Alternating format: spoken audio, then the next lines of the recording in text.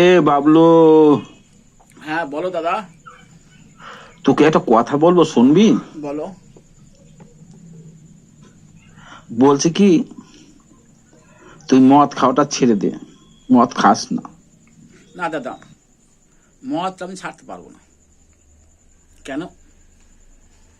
মদ খেলে মন ভালো থাকে, ঘরের বউ ঠিক থাকে।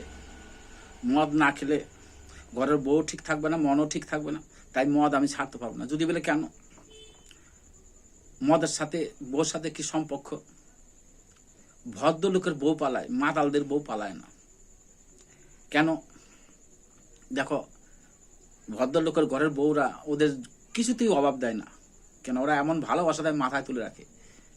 আর মাতালরা ভালোবাসে, শাসনও করে। তাই মাতালদের বউ পালায় না। তাই আমাকে মদ ছাড়তে বলো না, মদ ছাড়তে বলো না।